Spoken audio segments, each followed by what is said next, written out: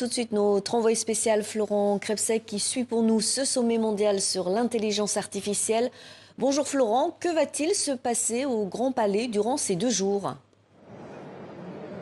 Des discours, des débats, des démonstrations.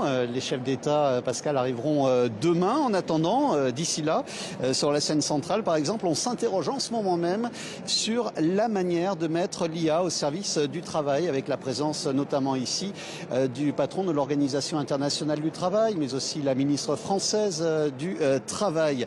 Dans quelques minutes, comment l'IA intervient dans l'information et la culture. Et puis à 13h, un débat autour de l'IA et comment protéger notre vie privée. Vaste programme. Donc vous le voyez, d'entrée, on aborde les thèmes essentiels. Au programme également des débats à huis clos. On parlera notamment cet après-midi des écosystèmes sur le continent africain. Et puis sous la nef, enfin, les visiteurs peuvent aller rencontrer des startups qui présentent leurs idées et leur développement. Et quelles sont les ambitions de ce sommet ? La première, c'est informer. L'ambition de ce sommet est de balayer l'ensemble des thématiques sur lesquelles l'IA aura droit de citer, a d'ores et déjà droit de citer, la santé, la sécurité, l'info, l'emploi, on en parlait il y a quelques instants, mais aussi l'éducation, l'environnement, l'énergie, les sciences. Vous le voyez, la liste est infinie.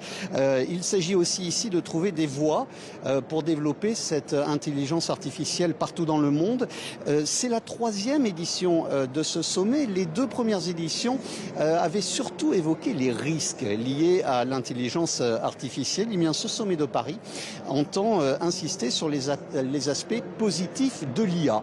Un exemple, lorsque l'on dit que l'IA provoquera directement la suppression de 92 millions d'emplois dans le monde, eh bien ici on répond que le Forum économique mondial prévoit dans le même temps la création de 170 millions d'emplois. Comme disait la chanson et un ancien Premier ministre français, ici on cultive la positive attitude. Merci Florent Krebsek depuis le Grand Palais à Paris, accompagné de Camille Balland à la caméra.